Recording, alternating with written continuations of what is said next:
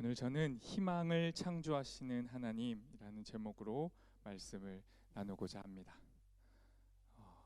네, 바로 띄워주셔도 될 것 같습니다. 네.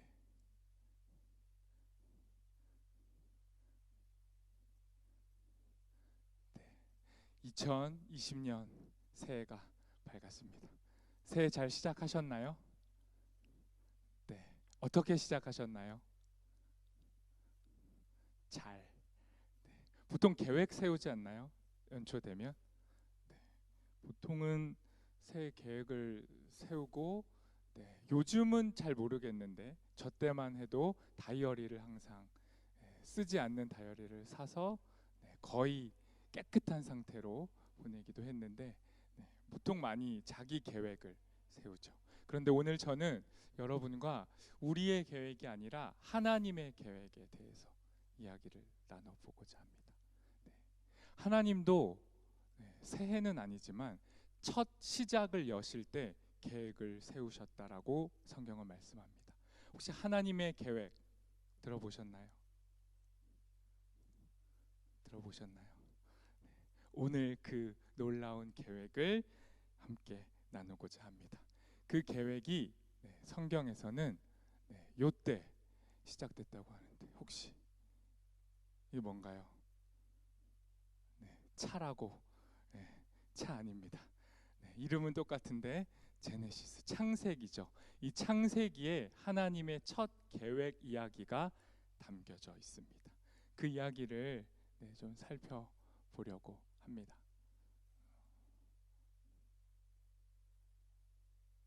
아이고. 네. 오늘 창세기를 통해서 하나님의 첫 이야기, 또 희망을 창조하시는 하나님의 이야기를 나누려고 하는데요. 창세기를 그냥 아주 짧게 한 번에 요약하라고 하면 창세기 어떤 책이냐면 저기 떠 있지만 그러므로라는 책은 아니고요. 오히려 이런 책입니다. 이게 잘 넘어가면 좋겠네. 네.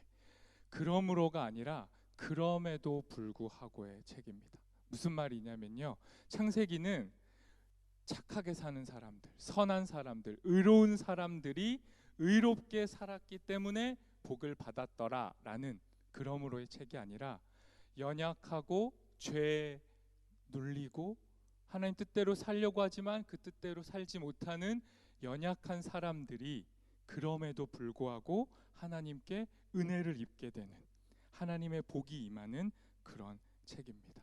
그래서 실패하고 무너진 자들에게 하나님이 그럼에도 불구하고 다가가셔서 그들을 일으키시는 하나님의 희망에 관한 책이 창세기입니다. 오늘의 우리 함께 읽은 본문은 그 희망의 시작, 하나님의 창조하시는 그 희망에 대한 이야기가 담겨져 있습니다. 그러면 질문을 한 가지 하겠습니다. 창세기는 왜 희망의 책일까요? 제가 앞에 다 설명을 드렸는데, 그러므로가 아니라 그럼에도 불구하고 하나님이 우리를 찾아오신다라고 말씀하기 때문에 희망의 책입니다. 그러니까 창세기는요, 그냥 읽는 책이 아니에요. 창세기를 읽으시면 전혀 예상치 못한 이야기에 놀라게 되는 책입니다. 우리가 연약함 혹은 절망 속에서 그냥 잠잠히 잠들어 있을 때 창세기를 펴서 읽으면 하나님이 우리를 흔들어 깨우시는 거예요. 너희가 잠들어 있을 때가 아니다. 너희에게 하고 싶은 말이 있어라고 말씀하시면서 우리에게 다가오시고 그 창조, 우리는 생각지도 못했던 그 창조의 이야기를 하나님이 던져 주십니다. 오늘의 본문 창세기 1장 1절을 우리 함께 읽어보도록 하겠습니다. 읽고 싶습니다. 네, 우리 한번 큰 소리로 창세기 1장 1절 읽어보도록 하겠습니다. 태초에 하나님이 천지를 창조하시니라. 감동이 오시나요? 감동 안 오세요? 창세기 1장 1절, 성경의 시작 1장 1절인데 이거 엄청 감동적인 건데, 일단 저 시작 태초라는 말부터 감동입니다. 질문하겠습니다, 여러분. 태초는 언제인가요?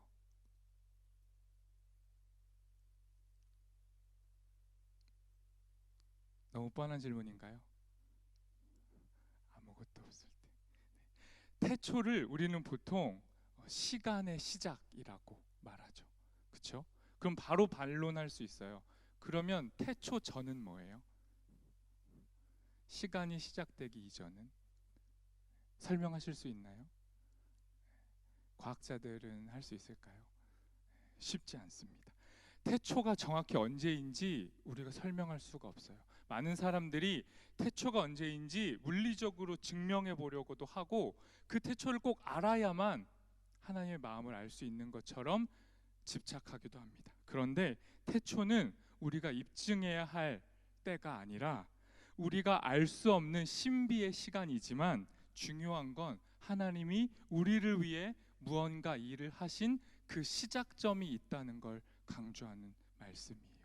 하나님이 분명히 우리를 위해 일하신다. 그리고 그 시작이 있었다라고 증거해 주시는 말씀인 거죠.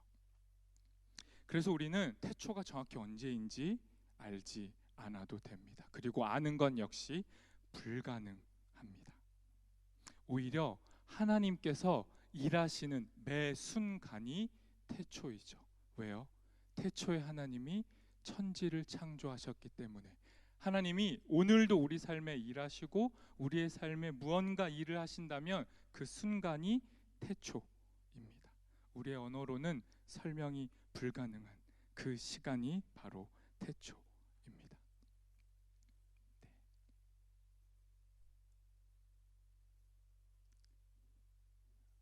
넘기겠습니다.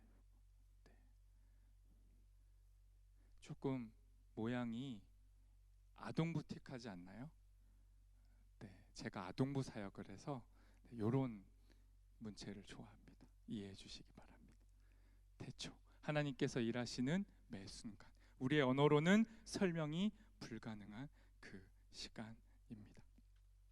그런데 제가 이 창세기 1장 1절을 읽는 순간이 감동이라고 얘기했는데요. 왜 감동이냐면요, 창세기를 처음 읽었던 사람들을 한번 떠올려 보시면 좋아요. 창세기를 처음 읽었던 독자들, 창세기의 독자들은 어떠한 상태였는지 생각해 보면 감동이 밀려옵니다. 창세기를 책으로 처음 읽었던 사람들은 어떤 사람들이냐면요, 자신들의 사회에 하나님의 형상이라고 불리는 뻣뻣이 신노릇하고 있는 우상들이 널리고 널린 시대에 살았어요. 그리고 그 시대에 이스라엘 사람들은 신분이 포로였죠. 포로의 신분이고 자유도 없는데 자신들을 지배하고 있는 왕 같은 권력자들의 동상이 설치되어 있고 그 상들을 하나님이라고 고백해야 돼요. 심지어는 동물까지도 하나님이라고 고백해야 하는 상황에 놓였던 것이 이스라엘 사람들입니다. 그런데 오늘 창세기 1장 1절이 뭐라고 말씀하는 거냐면 너희 눈앞에 펼쳐져 있는 저 상들은 피조물에 불과하다는 거죠. 저들이 아무리 힘을 가지고 있는 것처럼 너희 앞에 서 있어도 그들은 피조물에 불과하다. 이 이야기를 읽고 듣는 이스라엘 사람들은 창세기 1장 1절 말씀부터가 감동일 수밖에 없어요. 아, 우리가 두려워했고 억눌렸던 저 큰 상들이, 하나님의 형상이라고 우기던 저 상들이 피조물에 불과하구나.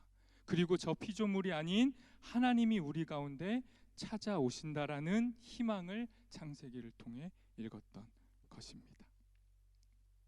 그래서 창세기는 희망을 창조하시는 하나님의 이야기입니다. 우리 이런 상들이죠. 이런 상들이 이스라엘 첫 독자들, 창세기 읽었던 독자들이 보았던 상들인데 하나님은 저 상들이 우상에 불과하다라고 이야기하신 거죠. 우리 2절 말씀도 함께 읽어보도록 하겠습니다. 같이 읽겠습니다. 땅이 혼돈하고 공허하며 흑암이 깊음 위에 있고. 이 구절 안에 하나님께서 희망을 어떻게 창조하시는지가 드러나 있습니다. 저기에 등장하고 있는 단어 중에요, 혼돈, 공허, 흑암은 생명 없음을 의미하는 단어들입니다. 그러니까 하나님께서 천지를 창조하실 때 상태가 어땠냐면 생명이 없는, 그야말로 죽음의 상태였던 것이죠. 그리고 저 한글로 된 구절에선 잘 나타나 있지 않지만 이스라엘 원어로는 저 구절은 바다를 묘사하는 거예요. 아주 칠흑같이 어두운 바다, 빛도 뚫을 수 없는 그런 어둠의 바다가 펼쳐져 있다라고 말씀하고 있는 것이죠. 그래서 이 구절을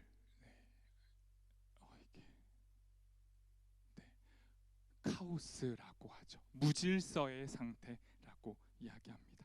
그 창세기가 읽히고 쓰여질 당시에 이스라엘 사람들이 처한 삶의 모습이 어떠했냐면 무질서였어요.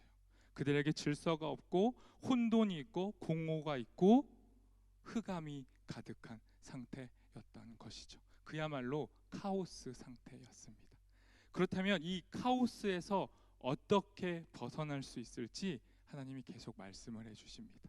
2절 후반절에 있는 말씀도 우리 함께 읽어보도록 하겠습니다. 같이 읽겠습니다. 하나님의 영은 수면 위에 운행하시니라. 혼돈과 카오스로 가득한 절망 상황을 빠져나갈 수 있는 유일한 방법이 지금 저 창세기 1장 2절에 담겨져 있습니다. 혼돈을, 카오스를 빠져나올 수 있는 유일한 방법은 뭐냐면요, 하나님의 영이 운행하시는 겁니다. 저 표현을 좀 자세히 살펴보면요, 지금 어떤 상태를 말하고 있냐면 아주 어두운 흑암의 바다에, 절망으로 가득한 그 바다에 절망만 있는 게 아니라 하나님의 영도 함께 하신다라는 거죠. 저 하나님의 영이라는 표현이 루아흐인데요, 이 루하흐는 하나님의 숨, 입김, 바람 이런 뜻도 되는 거예요. 그러니까 우리가 아무것도 안 보여서 하나님 그야말로 절망인데요 라고 말하는 그 순간에도 보이지 않는 하나님은 숨으로 바람으로 우리 곁에 운행하고 계신다라는 거죠. 하나님의 영이 운행하시는 것이 희망의 가능성입니다. 그리고 저 운행이라는 표현은 원어로 표현하면 이런 표현에 가까워요. 어떤 표현이냐면 어미새가 자기의 새끼들을 보듬어 안고 있는 모습을 의미하는 거예요. 하나님이 절망 가운데 있는 이스라엘을 저렇게 안고 계신 거예요. 아무것도 보이지 않는 절망 속에 있는 이스라엘을 하나님은 끌어안고 계신 거죠. 그리고 끌어안음으로 저 새끼들을, 저 생명을 부화하고 잉태해서 생명으로 나오게 하려는 하나님의 열심이 창세기 1장 2절 운행하신다라는 말씀 안에 담겨져 있는 것입니다. 결국에는 공허하고 흑암에 가득하고 어둠 속에 있는 우리 자신을 벗어나게 하는 유일한 길은 하나님의 영이 운행하시는 것밖에는 없습니다. 그러니 여러분, 다른 데서 희망을 갈구할 필요가 없어요. 그리고 갈구해도 희망은 오지 않습니다. 하나님의 영, 보이지 않는 하나님의 숨결이 우리 가운데 불어오기를 기대할 때 우리는 절망을 뚫고 희망을 만날 수 있습니다. 하나님이 2절 이후에 더 적극적으로 말씀하세요. 내가 수면 위에 운행할 뿐만 아니라 너희에게 희망을 보여주겠다라고 말씀하시는데 그 말씀이 3절 말씀입니다. 3절 말씀 우리 한번 크게 읽겠습니다. 빛이 있으라. 여러분, 창세기를 읽을 때 힘내셨으면 좋겠어요. 벌써 3절밖에 안 읽었는데요, 하나님은 계속 말씀하고 싶으신 거예요. 절망 속에 있는 2020년을 시작했는데 앞이 보이니? 2019년하고 달라지겠니? 너의 삶에 변화가 있겠니? 라고 자꾸 내가 반문하고 내가 질문하거든요. 그때 창세기를 읽으면 하나님 말씀하시는 거예요. 너의 그 절망에 내가 대답하는데 너의 삶에 빛이 있으라. 하나님이 명령하시면 반드시 빛이 나오게 되는 것입니다. 하나님 선포하셨어요. 너의 삶에 이스라엘의 빛이 있으라. 하나님의 이 명령 때문에 어둠은 물러가고 절망이 떠나가고 희망이 창조되는 것입니다. 그래서 아까 2절에서 보았던 카오스가 사라지고 무질서가 사라지고 코스모스, 하나님의 질서가 우리 가운데 임하게 되는 것입니다. 무질서가 사라지고 질서가 자리 잡은 상태를 하나님이 보시고 하나님이 감탄을 하세요. 어떻게 감탄하시는지 보도록 하겠습니다.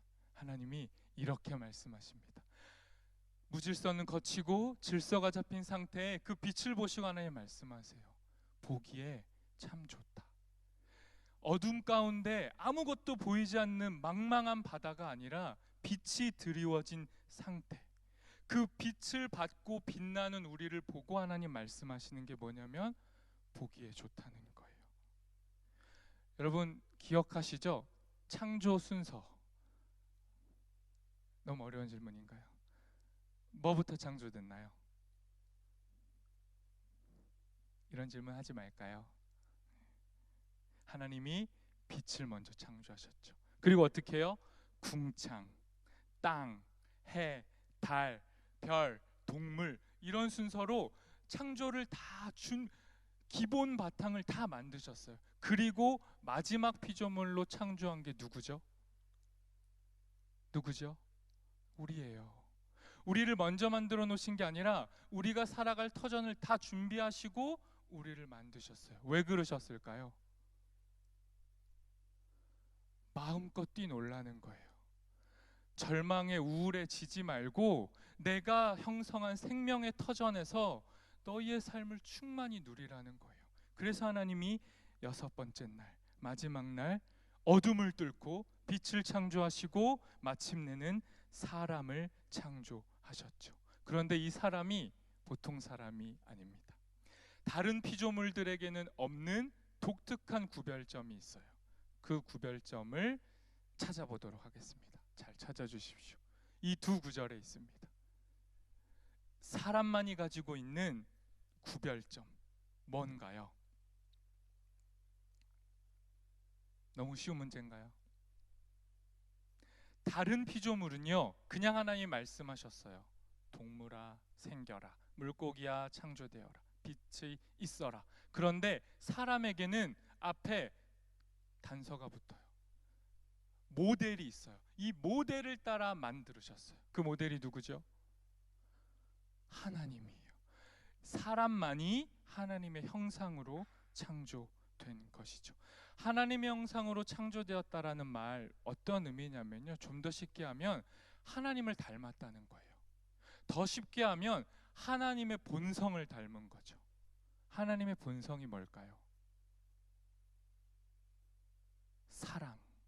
네, 사랑입니다. 사람이 어떤 존재냐? 하나님의 사랑을 닮은 존재예요. 이미 우리 안에 사랑이 담겨져 있는 존재, 그게 우리입니다. 하나님이 우리를 하나님의 형상대로 창조하셨습니다. 그리고 나서 우리를 보시고 뭐라고 하셨는지 볼까요? 그렇게 하나님의 마음을 우리 안에 담아 놓으신 다음에 하나님이 또 감탄하세요. 여러분 하나님을 너무 이렇게 딱딱한 이렇게 흰수염 난 어떤 할아버지 이미지로 보지 마시고요.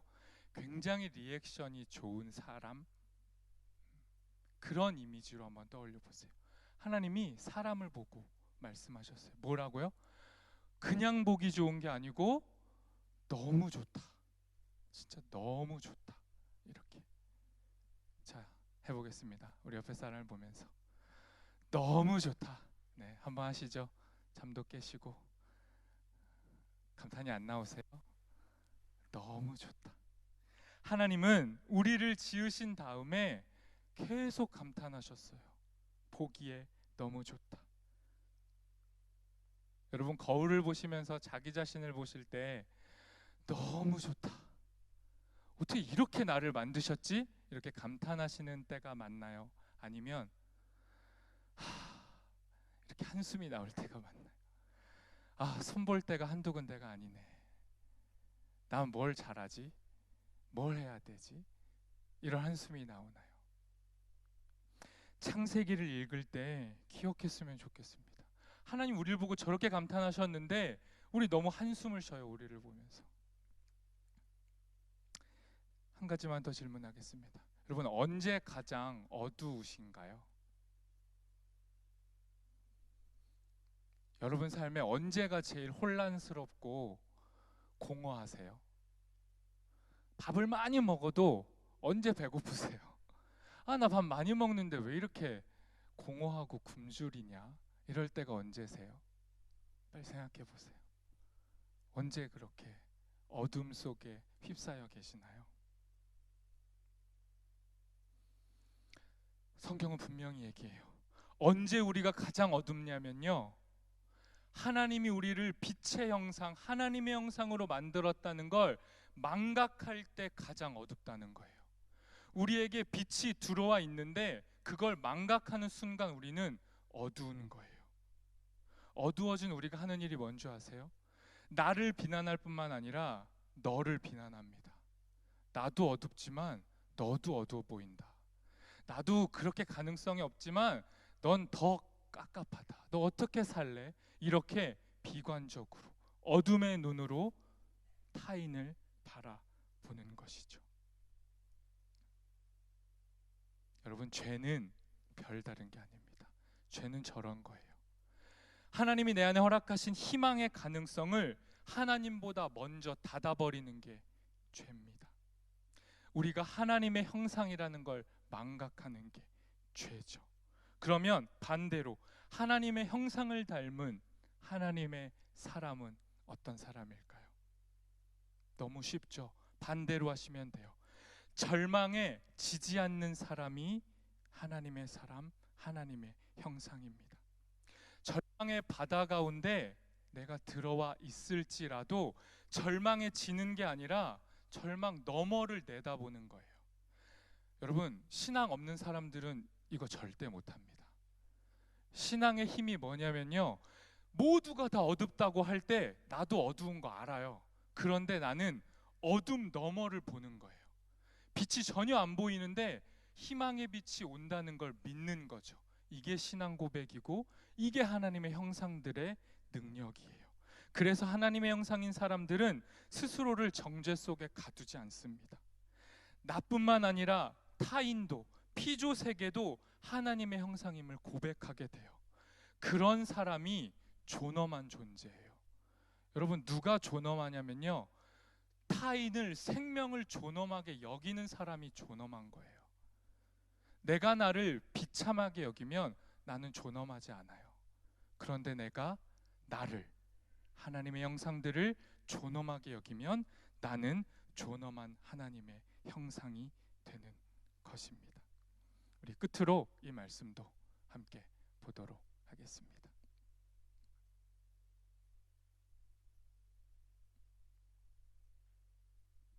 보고 싶은데. 네, 우리 이 말씀 보겠습니다. 읽지는 않겠습니다. 이 말씀을 자세히 보시면요, 하나님께서 하나님의 형상인 사람들에게 한 가지를 명하세요. 뭔가요? 제가 너무 친절하지 않나요? 저렇게 맞추시라고 다 표시했는데. 하나님 명하시는 거 한 가지가 뭐죠? 다스리라는 겁니다. 절망 속에서 절망 너머의 희망을 본 우리들, 그리고 그 희망을 고백하는 우리들에게 하나님이, 자, 희망 봤으니까 자, 자기 만족하고 너네 이제 행복하게 살아가 아니라 희망을 내다본 자들에게 적극적인 명령 한 가지를 하시는데, 그게 뭐냐면 나아가서 다스리라는 겁니다. 너 혼자 희망이요 빛으로 사는 게 아니라 가서 어둠 가운데 있는 세상을 다스리라고 말씀합니다. 저 다스리라는 표현이요, 구약에만 22번 나옵니다. 그런데 그 22번이 대부분 누구에게 쓰여지냐면요, 왕에게 쓰여져요. 그러니까 다스리라는 거는 아무에게나 주는 명령이 아니라 왕에게 주시는 하나님의 명령이에요. 그래서 우리에게 하나님이 다스리라 하신다는 이 말씀이 뭐냐면 우리를 왕으로 보신다라는 거예요. 여러분, 자기를 왕으로 보시나요? 목사님, 왕은커녕 한숨 나온다니까요. 무슨 소리 하세요? 이건 우리의 대답이고요. 창세기에서 하나님 말씀하시는 게 뭐냐면 너희는 왕이라는 거예요. 너희를 지배하는 수많은 형상들이 왕이 아니라 너희가 하나님의 형상이고 너희가 왕이기 때문에 너희가 다스리라는 거예요. 그래서 이 다스리라는 명령을 받은 우리는 하나님이 허락하신 이 땅을 돌보고 지켜야 하는 것이죠. 아까 보았던 그 구조를 오해하시면 안 돼요. 우리가 피조물 중에 가장 으뜸이고 하나님의 형상이니까 자연을 마음껏 짓밟고 착취하고 이용해도 되는구나라고 착각해서는 안 됩니다. 하나님이 부여하신 저 왕의 의무가 뭐냐면요, 부여받은 땅을 평화와 정의로 통치하라는 거예요. 그러니까 착취하고 이용하는 게 아니라, 잡아먹으라는 게 아니라 그들을 지키고 돌보라는 명령입니다. 그러니 하나님의 형상인 우리는 이 땅을 적극적으로 지키고 돌봐야 합니다. 이용하고 그들을 착취하는 것이 아니라 나아가서 오히려 그들의 노예가 되어서 사랑을 실천하라는 명령입니다. 말씀을 정리하겠습니다. 누가 하나님의 형상이라고요? 우리입니다. 여러분 기억하세요. 거울 속에 비친 내가 하나님의 형상이 맞습니다. 나는 의심이 들 수 있어요. 그때마다 창세기를 펴세요. 말씀을 보시고 나는 내가 한심한데 하나님은 나를 하나님의 형상이라고 말씀합니다. 하나님의 형상은 다른 게 아닙니다. 희망에 사로잡혀 사는 자들입니다. 그리고 한 가지만 더 기억해 주세요. 우리는 희망을 만들어내는 사람이 아니라 하나님의 희망에 붙들려 사는 사람입니다. 그러니 여러분, 희망 만들어내려고 너무 무리해서 노력하지 마세요.